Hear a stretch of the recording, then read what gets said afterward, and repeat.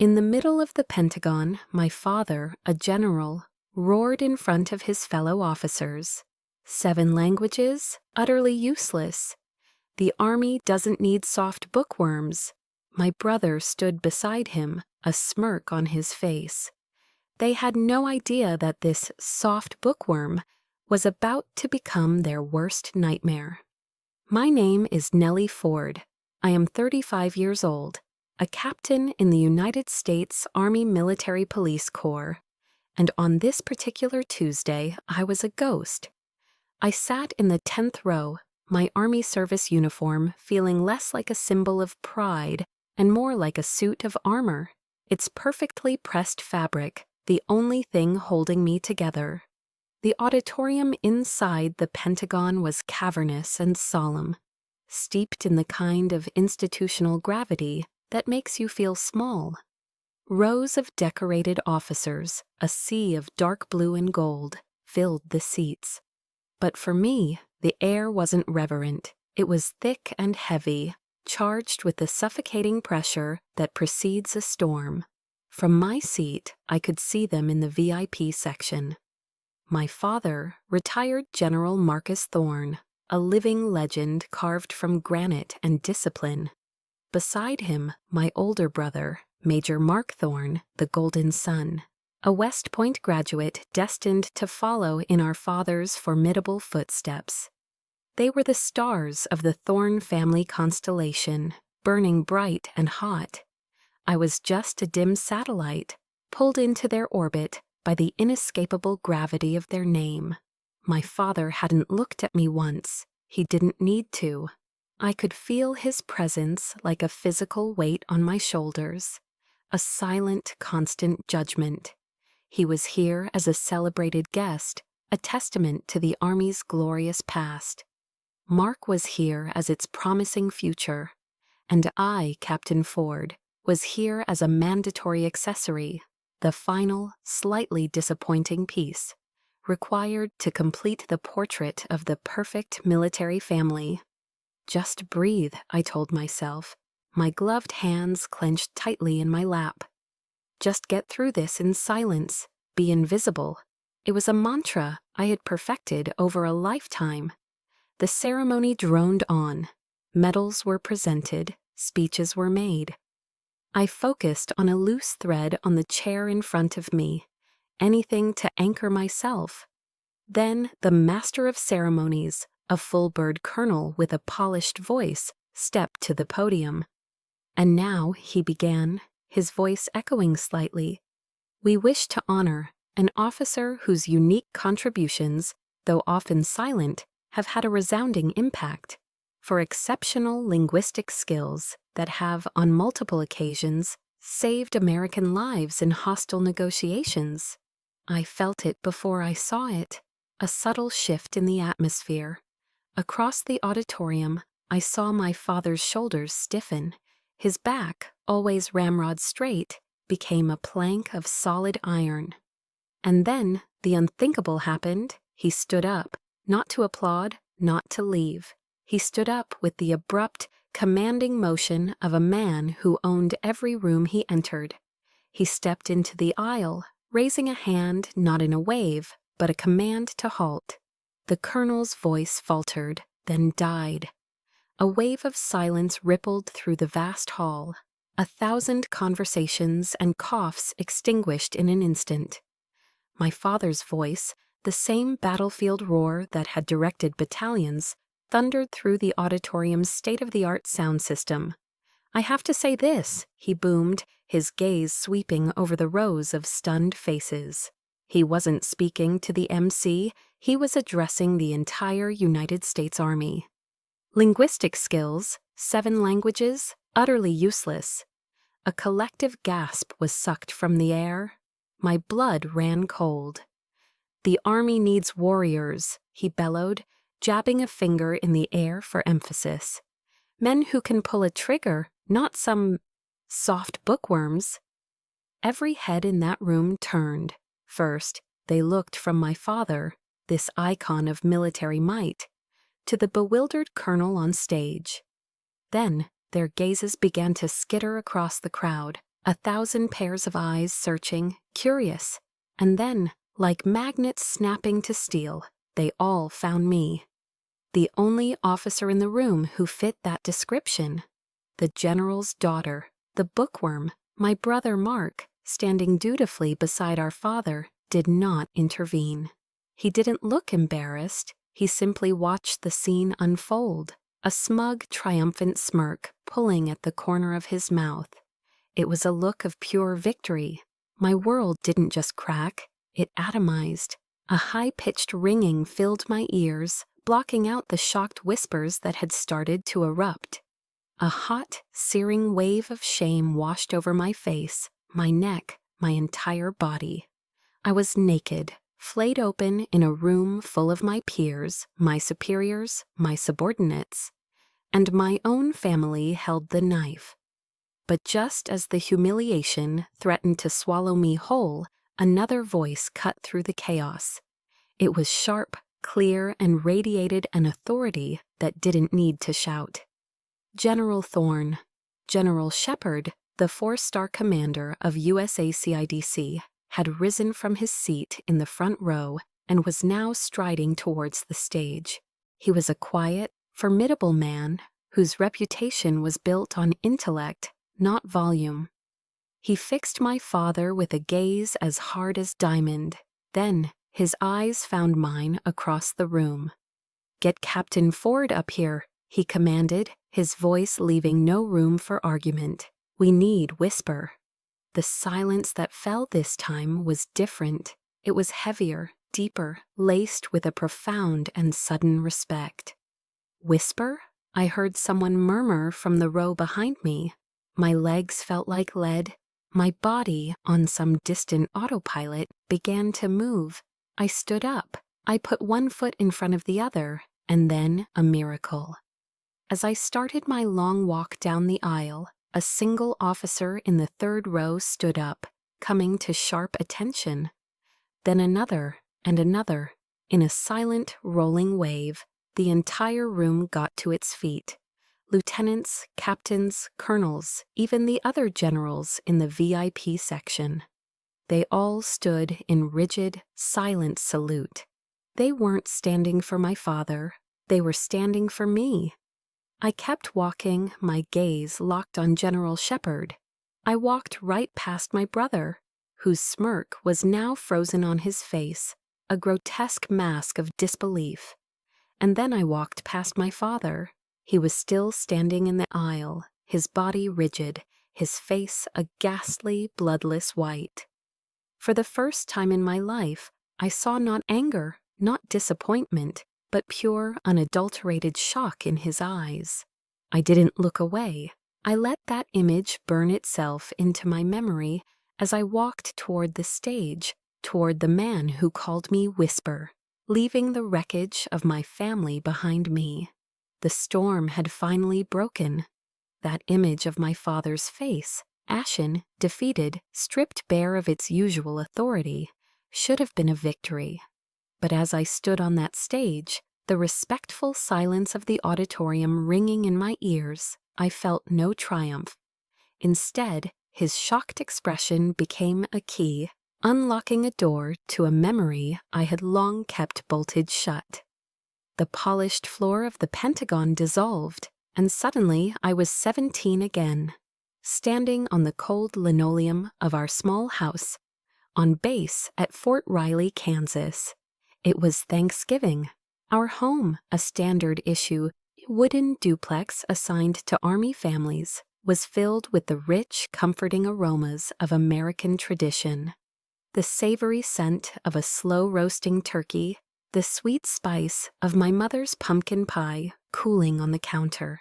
The air should have been warm, filled with laughter. But in the Thorne household, warmth was a rationed commodity. The air was cold, thin, and brittle with unspoken rules. All day, I had been clutching a secret, a thick, cream-colored envelope that felt like a ticket to another universe. It was my acceptance letter from Georgetown University, offering a full scholarship for their linguistics program. It wasn't just an acceptance, it was an escape. It was my dream, printed in elegant navy blue ink. I had hugged it to my chest, my heart thrumming with a nervous, hopeful energy, waiting for the perfect moment to share my triumph, to finally earn a sliver of the approval that was heaped so effortlessly upon my brother. That evening, our dining table was crowded with relatives, aunts and uncles in their Sunday best, all orbiting the gravitational center of our family, my father. He sat at the head of the table, a king presiding over his court, and next to him, the crown prince, my brother Mark, home for the holiday from his first year at West Point. He was the sun, and every conversation was a planet revolving around him. The stories were endless, of his grueling training, the respect he commanded from his peers, the glowing praise from his superior officers. He soaked it all in with a practiced, humble confidence that I knew was anything but. I sat silently, picking at my green bean casserole, feeling my own light dim until I was nothing more than a shadow at my own family's table. I was invisible. Finally, as the dessert plates were being passed, I saw my chance. My hands trembled slightly as I pulled the envelope from the pocket of my dress. My voice was small, barely a whisper. "Dad, I have something." I slid the letter across the polished wood of the table. He picked it up, his eyes glancing at the prestigious Georgetown logo without a flicker of interest. Then he set it down, not in a clear space, but next to the greasy carcass of the turkey, a place reserved for discarded bones and crumpled napkins. He didn't even open it. He looked at me, his gaze flat and unimpressed. Then his eyes shifted to Mark, and a familiar pride softened his features. He raised his voice, ensuring everyone at the table could hear his verdict. "A linguistics scholarship." He said the words as if they were a diagnosis of a disappointing illness. "More books. Nellie, look at your brother." He gestured toward Mark with his fork. "He's learning how to command a company of men. That is the future. That is strength. What are you going to do with a piece of paper like that? Translate for tourists while your brother is defending our country." The chattering around the table ceased. A thick, uncomfortable silence fell. I could feel my cheeks burn with a heat so intense it brought tears to my eyes. It felt as if 1,000 tiny needles were pricking my skin as I felt the pitying stares of my aunts and uncles. They looked away, suddenly fascinated by their empty plates. Across the table, Mark just shrugged, a perfect pantomime of indifference. But I saw it, a glint of cruel satisfaction in his eyes. He had won again. The final killing blow came with the dessert. My father stood, raising his glass of wine. "Everyone," he announced, his voice once again booming with pride. "A toast to Cadet Mark Thorne, the pride and the future of the Thorne family." A chorus of "Hear, hear," and "To Mark" echoed through the room. Glasses clinked together in a cheerful, ringing celebration of my brother's glory. No one mentioned my name. No one glanced my way. My achievement, my dream, was left to die on the table. My letter, the most important piece of paper in my young life, lay forgotten. A single bloody smear of cranberry sauce, now staining the corner of the envelope like a wound. That night, I cried in my room, the silent, heaving sobs of someone who has finally understood their place in the world. I clutched the one thing that felt like a shield, a heavy, worn French dictionary my mother had given me before she passed away. She was a scholar, a lover of words and history, a gentle soul in a house built on military steel. She was the one who had planted the love of language in me, who taught me that words had power, that understanding was a bridge. She used to tell me, "Nellie, your mind is a weapon. Don't ever let anyone tell you otherwise." But as I sat there, the tears soaking the thin pages of her gift, I realized that in this house, under this roof, my weapon was only a burden. It didn't make me strong. It made me a target. It didn't make me valued. It made me a disappointment. And a question, cold and sharp, pierced through my grief. Why? Why did I keep fighting for the approval of a man who would never give it? Why did I keep trying to win a game that was rigged from the very beginning? That question, born from the tears of a 17-year-old girl, became the engine of my new life. Why play a rigged game? The answer was simple. You don't. You walk away from the table and build your own. After graduating from Georgetown, I didn't go home. I went straight into the Army, choosing the Military Police Corps, a path I knew my father secretly disdained for a woman. It was my own quiet rebellion. My first duty station was Fort Drum, New York. The winters there are a special kind of brutal. It's not just the heavy lake effect snow that buries everything in a blanket of oppressive white. It's the wind. A relentless, biting wind that sweeps down from Canada and seems to find every crack in your clothing, every sliver of exposed skin. But even that profound physical cold was nothing compared to the icy reception I received from my colleagues. I was the only female MP officer in my unit, and the only one with a degree in something other than criminal justice. I was an anomaly, and they never let me forget it. They called me Georgetown, a nickname that dripped with sarcasm, or even worse, the dictionary. In our daily briefings, I would try to offer analysis on how cultural nuances or local dialects might impact a mission, only to be met with dismissive shrugs or outright interruptions. My commanding officer, a captain of the old school who believed muscles solved every problem, once told me point blank, "Ford, I need MPs who can kick down a door, not ones who can analyze Farsi poetry." My assignments reflected their opinion of my skills. I was relegated to the most tedious tasks, primarily translating stacks of mundane documents, a job everyone believed a machine could do better. I was isolated, my expertise treated not as an asset, but as a bizarre and useless hobby. The loneliness was a physical presence, a constant companion in the gray, frozen landscape. But I refused to break. The girl who cried over a stained envelope was gone. In her place was a woman, forged in quiet fire. I took their disdain and turned it into fuel. I didn't complain, I worked. I showed up earlier than everyone and stayed later. I spent hours in a small windowless room, listening to interrogation tapes over and over, not just for the words, but for the hesitations, the shifts in tone, the subtle grammatical tells that signaled deception. I used my own money to buy books on criminal psychology and nonverbal communication, building a library they would never read.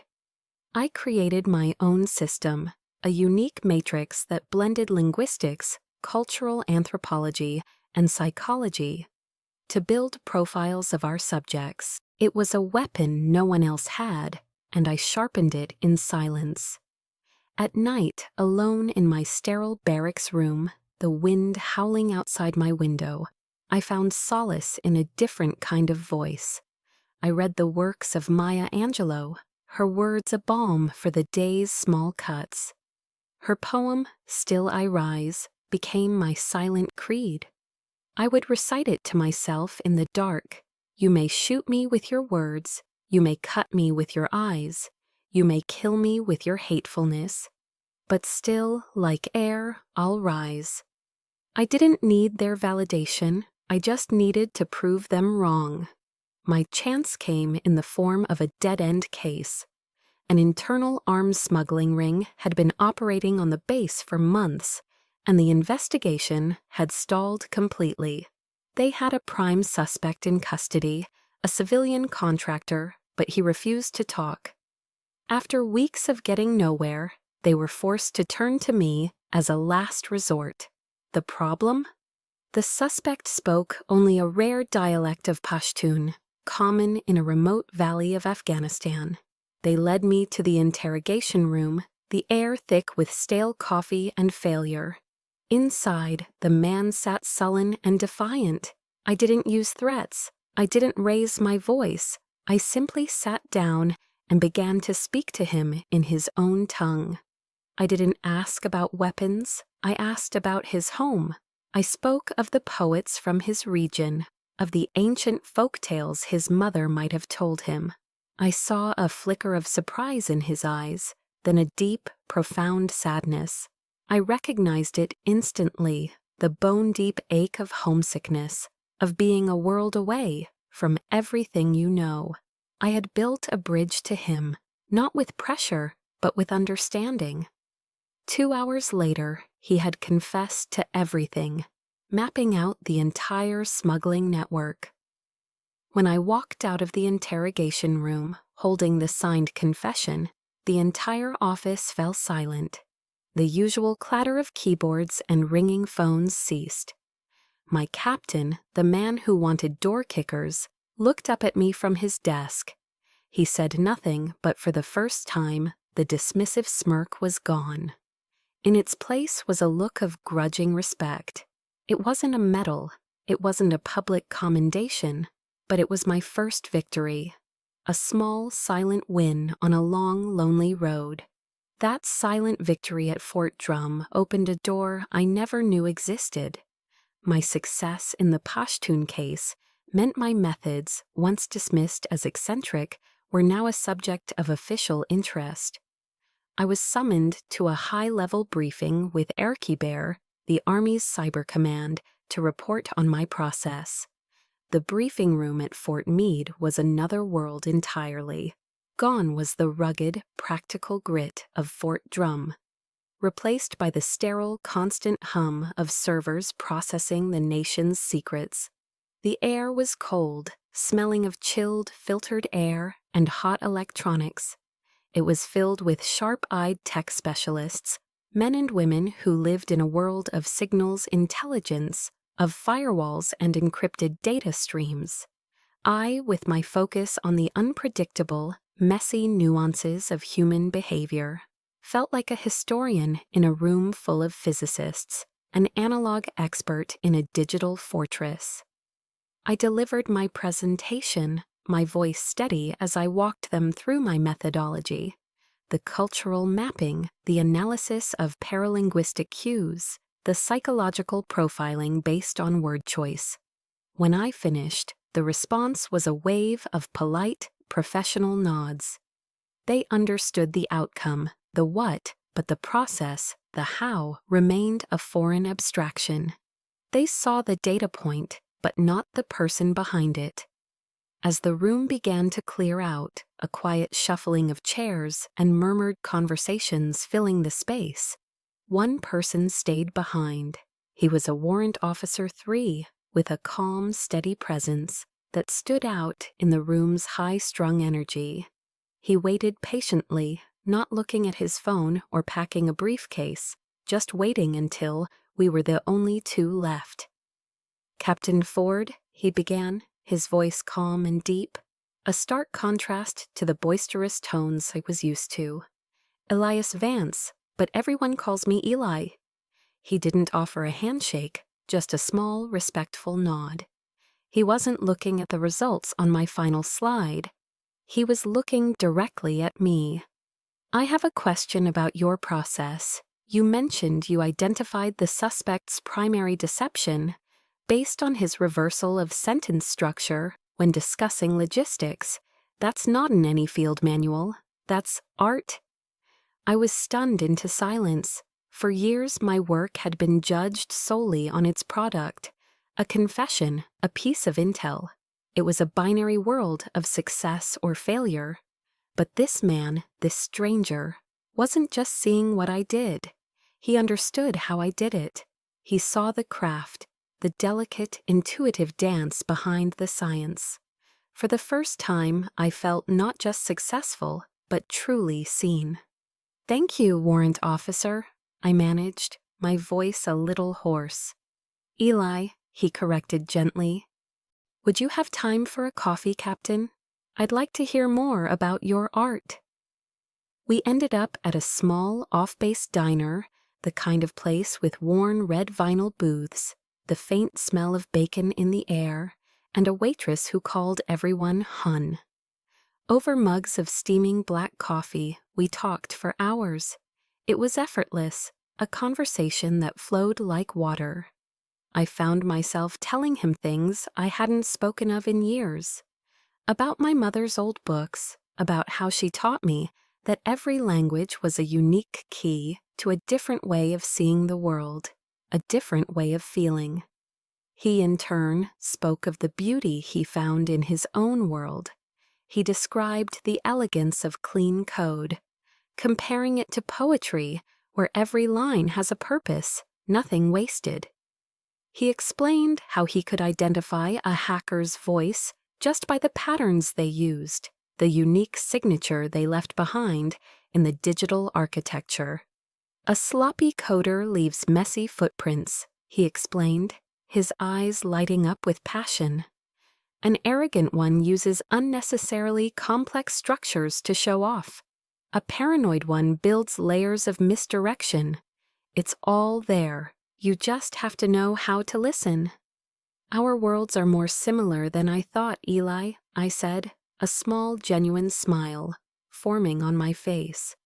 "You decode machines, I decode people. We're both just looking for the truth hidden beneath the surface." In that moment, a connection sparked, a sense of kinship I had never once felt with my own brother. With Eli, I wasn't the odd dictionary girl.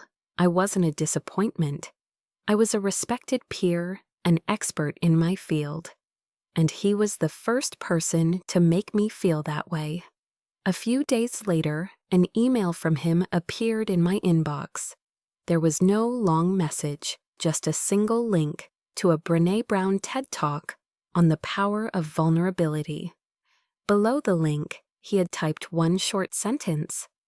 "Courage isn't about not feeling afraid. Courage is about feeling afraid and stepping into the arena anyway." He saw it all. He saw the resilient armor I wore every day, but he also saw the fear I hid beneath it. He understood the silent, exhausting battle I fought. That Saturday, I was buried under translations in my office, the fluorescent lights humming into the late hours, casting a sterile glow on the piles of paper. The loneliness in those moments was a palpable thing, a weight in the quiet room. Around 9 p.m., the door opened. It was Eli, holding a large pepperoni pizza box and a cold can of Coke. "Thought you might need this," was all he said. He didn't offer advice or try to fix my problems.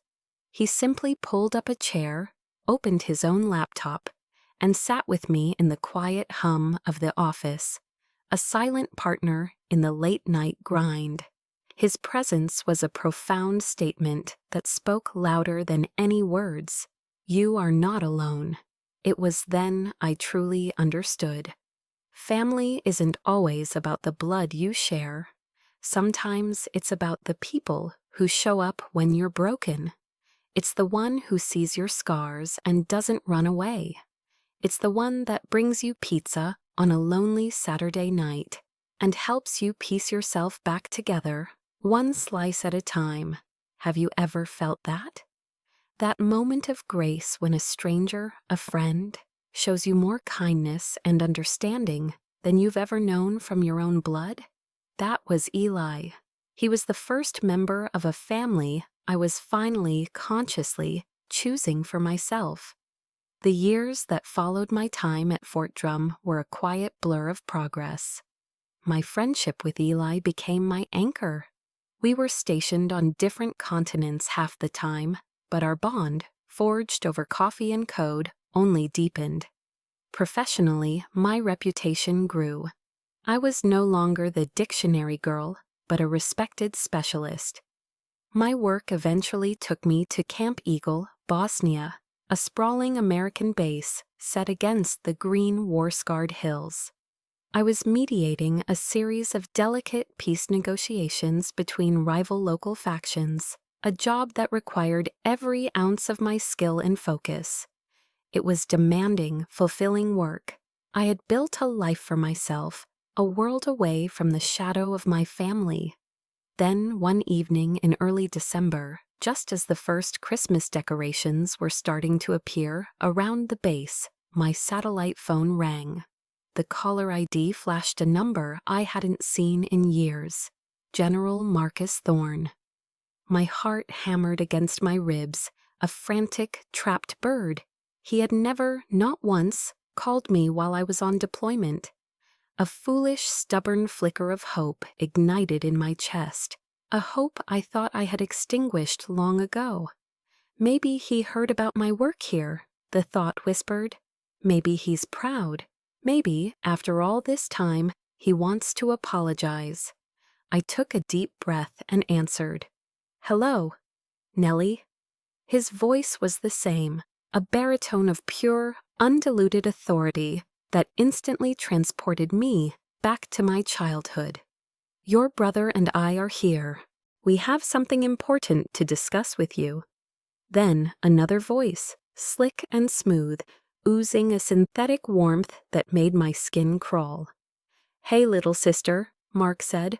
"Heard you're doing big things out there." I almost believed them. For a moment, I let the hope burn brighter. My hope was a candle, and they snuffed it out with a single breath. My father dispensed with the pleasantries immediately. "You're working with a private military contractor out there, Aegis Logistics, correct?" "Yes," I answered cautiously. "They provide some of our comms and logistical support." "Good," he said. "I have a solid relationship with their CEO, a good man. It seems there's a CID investigation coming down the pipeline, some allegations about their equipment not meeting standards." I felt a cold knot forming in my stomach. I knew where this was going.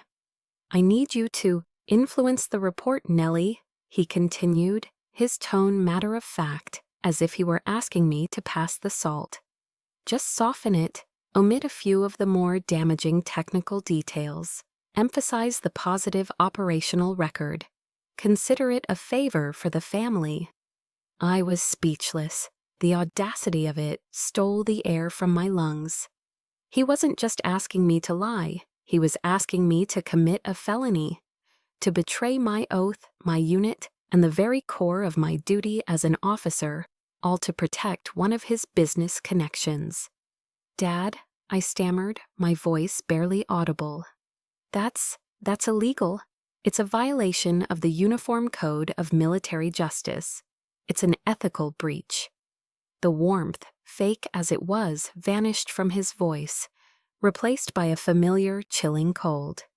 "Don't you dare lecture me about ethics, Nellie," he snapped. "I served this country for 40 years. You're just a captain. This is how the world works. You help us, we help you. Don't forget who gave you that name on your uniform." It was a threat, wrapped in the guise of a reminder. Then Mark chimed in, his voice dripping with condescending pity. "That's right, Nellie, don't be naive. This is your chance to finally prove you can be useful to this family. A real team player." And there it was. The truth, stripped bare. In their eyes, I wasn't an officer. I wasn't a specialist with a valuable skill set. I was a tool, a pawn on their chessboard, to be moved and sacrificed for their own gain. The years of work, the small victories, the life I had painstakingly built for myself, it all meant nothing to them. I was still just the disappointing daughter, finally being offered a chance to be useful. A surge of anger, hot and pure, rose within me. It wasn't the helpless rage of my youth. It was the clear, focused fury of a woman who finally knew her own worth. The lessons from Eli, the strength I'd found in my own solitude, the self-respect I had fought so hard to earn, it all coalesced into a single, unshakable wall of resolve. I didn't scream. I didn't cry. I let the silence hang in the air for a moment, letting them feel the weight of my decision. Then I spoke one sentence, my voice low, clear, and steady. I will not. Before either of them could respond, I ended the call. My hand was trembling as I set the phone down, but inside, in the core of my being, something had settled. A line had been drawn. A door had been slammed shut, and this time I was the one who had turned the key. The line went dead, but the silence that followed was louder than any argument. I had defied him. For the first time in my life, I had not bent, not broken, not tried to placate him. I had simply said no. The finality of it hung in the cold Bosnian air. I knew there would be consequences. I just didn't know they would come so soon, or be so brutal. 3 days later, I was leading the final reconciliation meeting between the two local faction leaders. We were in a designated safe house on the outskirts of a small village, a drab concrete building chosen for its anonymity. The tension in the room was thick enough to taste. My team and I were on high alert. The comms system, provided by Aegis Logistics, had been glitchy all morning, crackling with static. Suddenly, a voice cut through the static on my earpiece. It wasn't my men. It was a strange voice, speaking Serbian with a chillingly calm demeanor. But the words weren't about the meeting. They were for me. Mala Shaptachicha, the voice whispered, little whisperer. Yeli tvoj otak razocharan u tebi? Is your father disappointed in you? Ice flooded my veins. It wasn't just my code name, Whisper, a name known only to a select few. It was the question, a surgical strike into the deepest, most private wound of my soul. A vulnerability known only to my family. It was a psychological blow, a message sent with cruel precision. Before I could even process the violation, the world exploded. The windows shattered inward, a shower of glass and splintered wood. The deafening roar of automatic gunfire erupted from all sides. The air filled with smoke, screams, and the smell of cordite. We were ambushed. My training took over. Get down, return fire, I yelled, pulling the two faction leaders to the floor as my soldiers scrambled for cover. It was chaos. My team fought with disciplined bravery, but we were outgunned, pinned down in a perfectly executed kill box. A bullet ripped through the air, searing a hot line of pain across my shoulder as it tore through my uniform and skin. Warm blood streamed down my arm. Through the haze of smoke and gunfire, a horrifying clarity pierced through my fear. This wasn't a random attack by a disgruntled faction. This was a professional hit. They knew our exact location.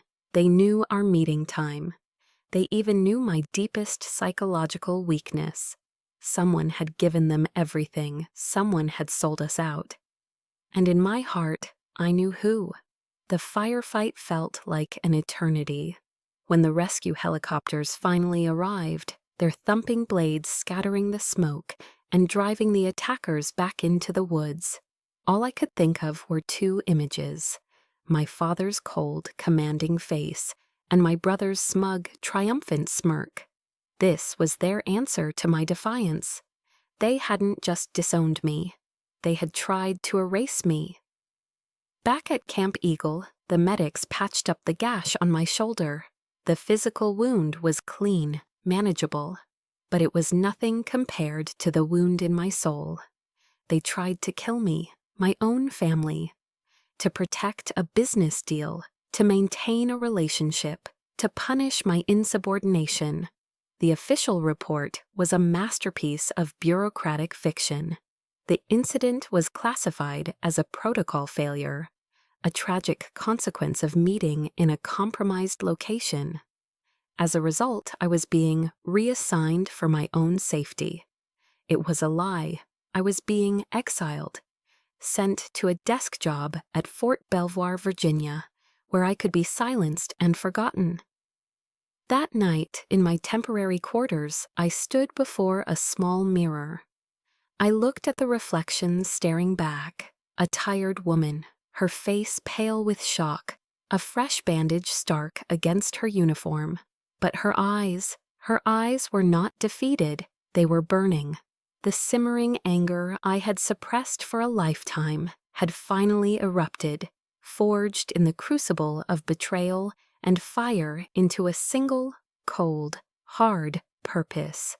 Have you ever been pushed so far, betrayed so deeply, that all the fear inside you burns away and leaves nothing but pure, unyielding resolve? That was me in that moment. I placed my hand over my heart, over the uniform they had tried to turn into my shroud, and I whispered the words of my oath, the sacred promise I had made to my country, but now remade for myself. I, Nellie Ford, will support and defend the Constitution of the United States against all enemies, foreign and domestic. My voice was a low, steady whisper, but it was the most powerful sound in the world. And I knew with absolute certainty that my enemy was no longer a distant threat in a foreign land. My enemy was domestic. My enemy shared my blood. The real war had just begun. My exile to Fort Belvoir, Virginia, was meant to be a quiet professional death. They gave me a gray, soulless cubicle in a sprawling administrative building, a mountain of mind-numbing paperwork, and expected me to fade away. They underestimated me. I didn't see a prison, I saw a command center. I didn't waste a single second on self-pity. The fire of my oath burned too brightly for that. My first and only call was to Eli. Using a secure, encrypted line, I reached him at his post in Germany. "Eli, it's Nellie," I said, my voice low and urgent. "I need your help. It's off the books, and it's dangerous." I told him everything. The phone call from my father and brother, the demand to falsify a report, my refusal, and the perfectly executed ambush that followed just 3 days later. I laid it all out, the cold, ugly facts. A long, heavy silence stretched across the line, and for a terrifying moment, I feared I had asked too much, that I had dragged my only friend into a mess too vast and too treacherous. Then he spoke, his voice a low, steady anchor in my storm. "Nellie," he said, and I could hear the steel in his tone. "I don't care if it's a 4-star general or the president himself. No one gets to do that to an American soldier. No one." He paused, then added, "Send me everything you have. We're going to burn their system to the ground." His loyalty was the only light in my darkness. It was all I needed. We began our war in the shadows. I started with the grammar of the system, just as my old Georgetown professor had taught me. "Liars always leave grammatical errors in their narrative," he used to say. "A flawed structure, a misused word, an unnatural rhythm. Truth has a natural syntax. Deception doesn't." My battlefield was hundreds of pages of Aegis Logistics equipment performance reports. On the surface, they were perfect, too perfect. The language was a sterile collection of corporate jargon and vague, positive-sounding terms. Operational efficacy, robust performance, minor logistical variances. It was all designed to say nothing while sounding impressive.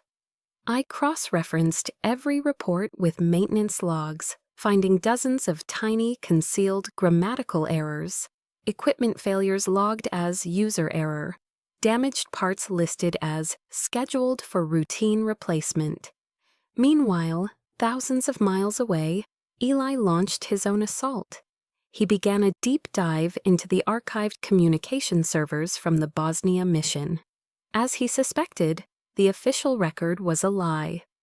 The log files from the night of the ambush were flagged as corrupted due to a system error. It was a clumsy, obvious attempt at a cover-up, but Eli was a digital ghost, a genius who moved through firewalls and data logs with an artist's grace. He told me later that a cover-up like that is like trying to hide a hole in the snow. You can't. The absence of data is itself data. He didn't look at the corrupted files, he looked at the space around them. He analyzed the server's backup caches and residual data fragments, and there in the digital dust he found it, metadata fragments that pointed to an unauthorized access port, opened and closed just hours before the attack. The port was traced back to a private, encrypted server, a server owned by Aegis Logistics. We worked relentlessly for 2 weeks, fueled by black coffee and a shared cold fury. We barely slept, communicating through encrypted chats at all hours. Then, at 3 o'clock in the morning, my phone buzzed. It was Eli. His voice was a mixture of exhilaration and pure rage. "I got it, Nellie. I got the son of a bitch." He sent me a single, heavily encrypted audio file. My heart pounded as I decrypted it. It was a restored recording from the Aegis server. It was a phone call between the CEO of Aegis and my brother, Major Mark Thorne. The call had taken place just 4 hours before I walked into that safe house. I pressed play, and my brother's voice filled the silence of my small room. "My father has done his part," Mark was saying, his voice smooth and confident. "The pressure is on. Now it's your turn. Just make sure the incident is convincing enough to shut her up permanently." The CEO murmured something about risk. "It's not a risk," Mark cut in coldly. "It's a solution." My breath hitched, my world tilted on its axis. But there was more. Eli had found another file. It was a digital copy of a contract addendum, approving a massive, no-oversight budget increase for Aegis Logistics. The authorization was dated the day after the ambush. The digital signature at the bottom was undeniable: General Marcus Thorne. I leaned back in my chair, the evidence glowing on my screen. The phone call, the signature. It was the truth, cold, sharp, and brutal. It was the confirmation of a betrayal so profound it defied comprehension. My professor was right. They had left their grammatical errors, and I had found every single one. My weapon was loaded. With the evidence in my possession, my weapon was loaded. But a weapon is useless without the right battlefield. Going through the standard channels, filing a report with the Inspector General, would have buried the truth under months, possibly years, of bureaucratic red tape. My father and his powerful friends would have suffocated it in the cradle. I needed a different kind of strategy. I needed a stage. So I made my final move. I compiled the most damning pieces of evidence, the audio file of Mark's call, the digital signature of my father's, the network logs from Eli's investigation, into a single, heavily encrypted summary. I didn't send it to the investigators. I sent it directly to the one man I knew valued honor above allegiance, General Shepard. The file was attached to a message with a single line: "General, the honor of the Army is at risk." For 3 agonizing days, there was nothing but silence. I started to fear I had miscalculated, that I had overplayed my hand. Then a short, formal order arrived in my inbox. "Captain Ford, you are required to attend the annual awards ceremony at the Pentagon." No explanation, none was needed. I understood immediately. General Shepard wasn't just acknowledging my message. He was setting the stage. The ceremony, an event where my father was scheduled to receive a Lifetime Achievement Award, was not going to be his coronation. It was going to be his tribunal. And I was to be the star witness. I returned to the same auditorium that had been the theater of my greatest humiliation. The air was thick with the same sense of pomp and circumstance, the same sea of dark blue uniforms and polished brass. But this time I felt no anxiety. The girl who had wanted to be invisible was gone. In her place was a woman who was about to become unforgettable. I walked to my assigned seat, my back straight, my gaze level. I felt a profound, chilling calm. I was the quiet eye of a hurricane I had created. From my seat, I could see them in the VIP section.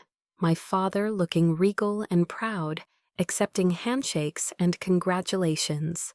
My brother Mark beside him, beaming, soaking in the reflected glory. They were utterly oblivious, confident in their power, never imagining that the pawn they had sacrificed was about to checkmate the kings. The ceremony began, speeches were made, awards were given. Finally, the moment came. The announcer called my father's name, listing his legendary accomplishments. He walked to the stage to a thunderous standing ovation.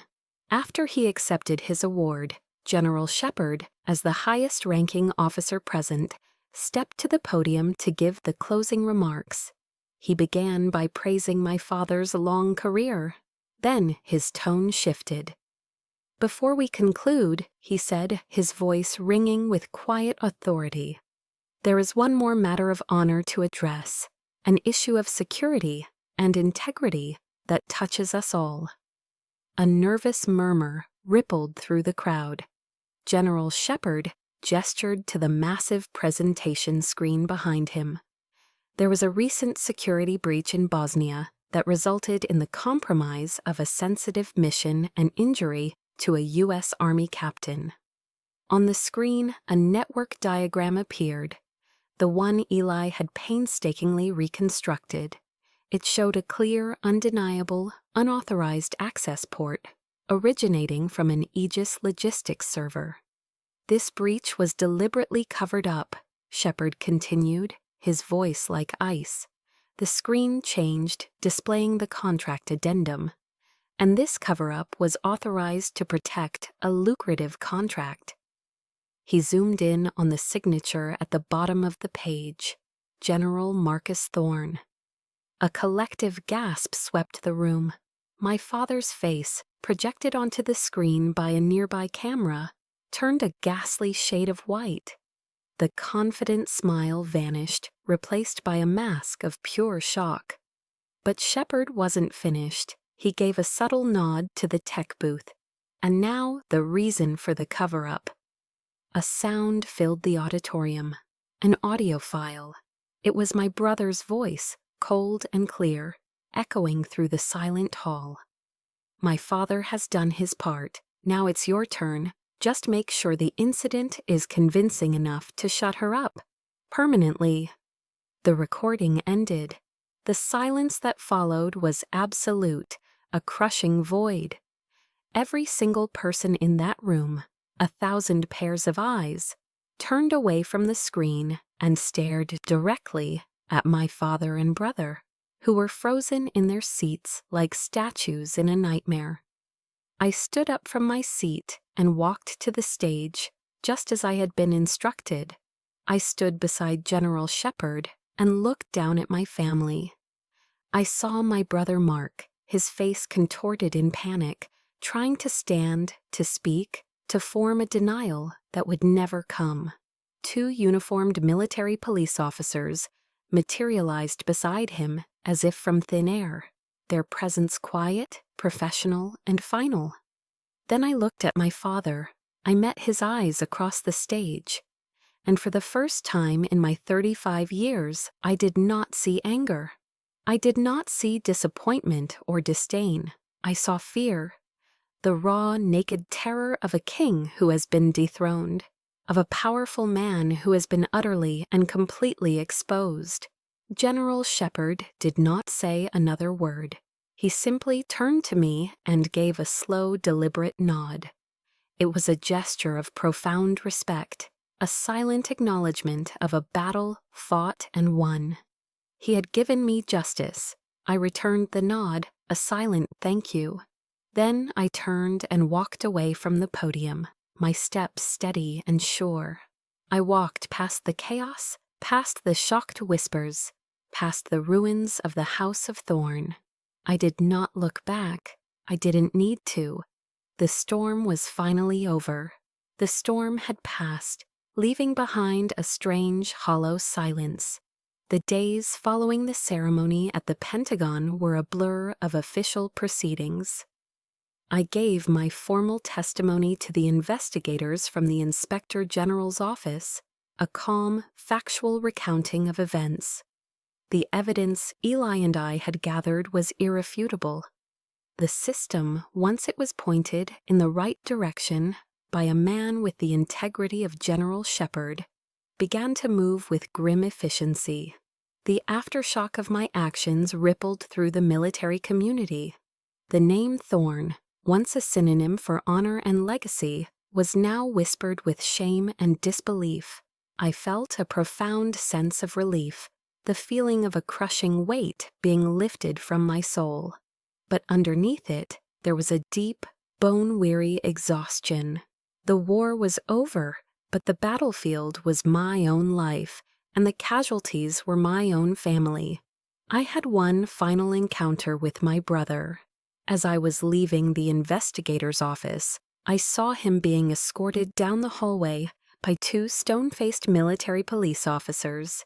He was in handcuffs, his uniform stripped of its insignia. When he saw me, his face, already pale with fear, contorted into a mask of pure venomous rage. "Are you happy now, Nellie?" he snarled, his voice a low, guttural growl. The MPs tightened their grip on his arms. "You destroyed this family, all of it. It was always you, wasn't it? Just a jealous, selfish little bitch who couldn't stand to see me succeed." His words, which once would have pierced me to the core, now felt like stones thrown against a fortress wall. They bounced off, powerless. I looked at him, at the man who was my brother, and felt nothing but a cold, empty pity.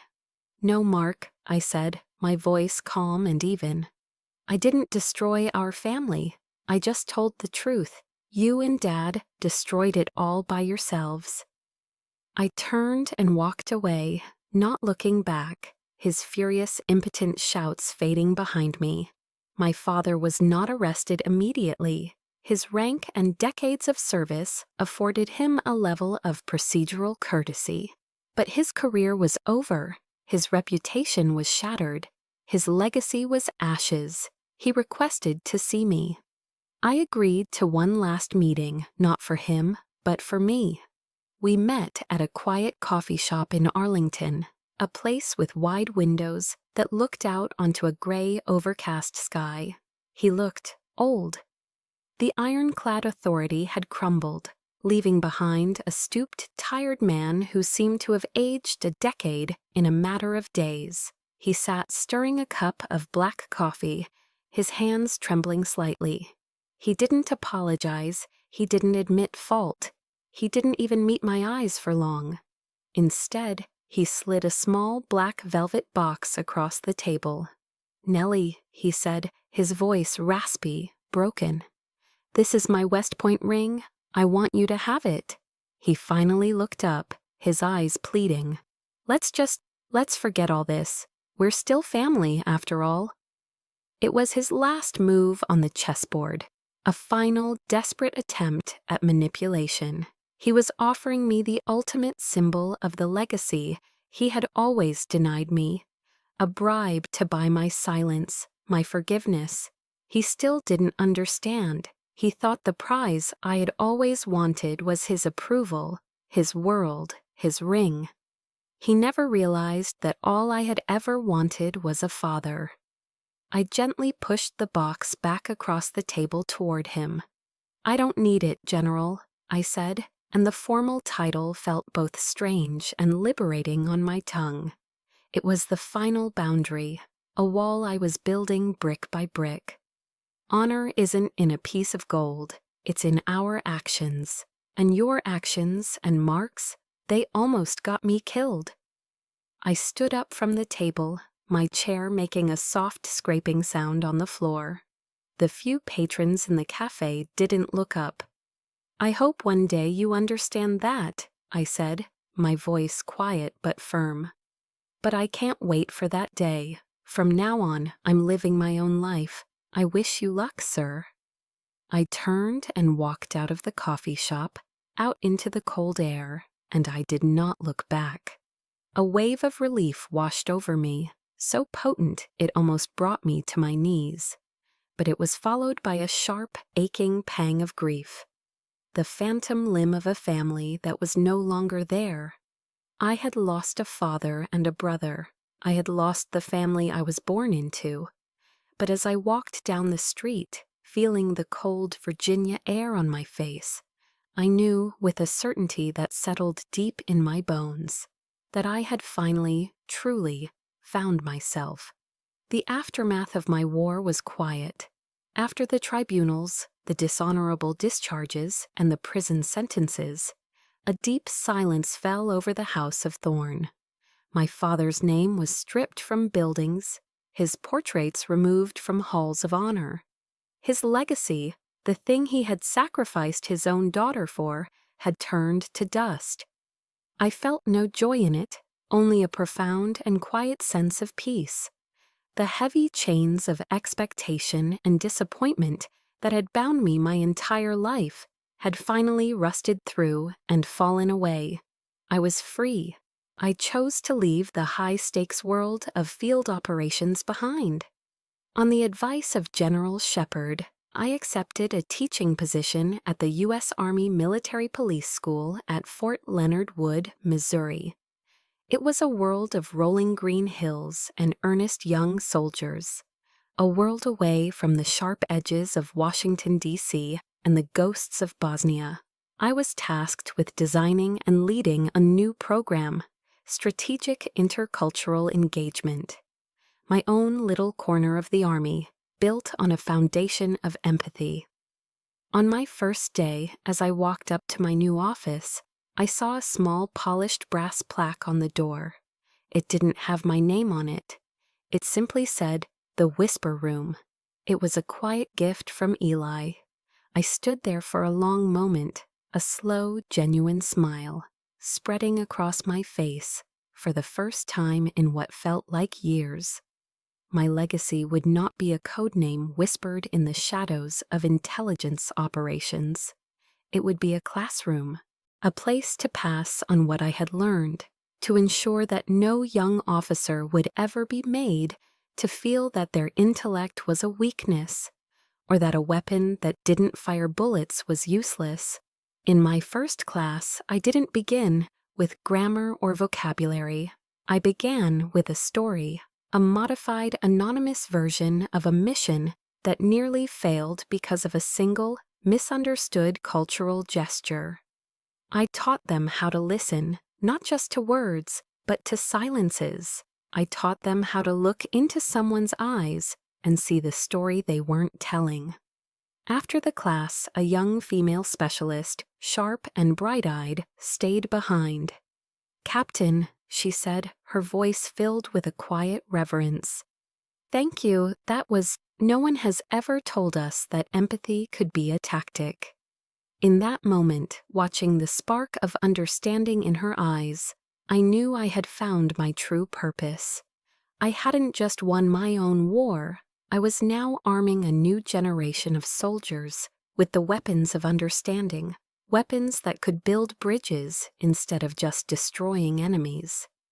My healing process began there, in the quiet woods of Missouri, nurtured by the words of Isaiah my mother used to read to me.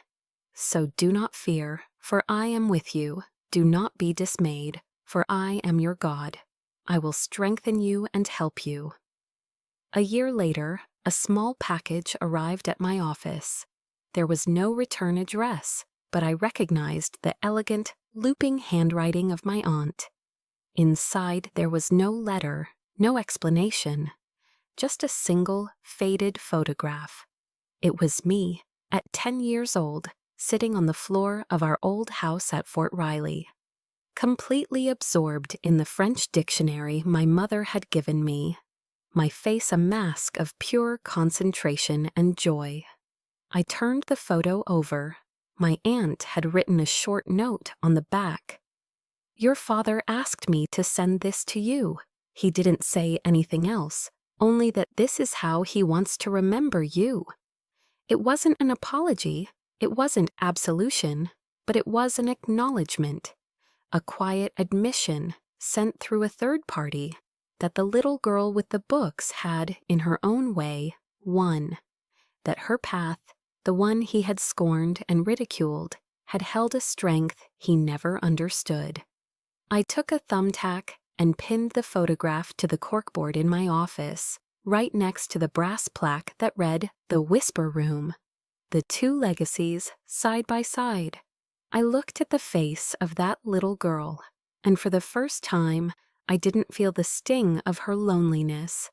I felt only pride. I had been healed, not by forgiving them, but by finally, completely, forgiving myself for ever believing that I wasn't worthy. My story found its peaceful ending, not in revenge, but in rediscovering my own worth. But I know my journey isn't unique. So many of us have fought silent battles, feeling unheard or unseen by those who should have cherished us most. I want to ask you, what was the moment you realized you had to choose yourself? What was the first step you took on your own path? Share your story in the comments below.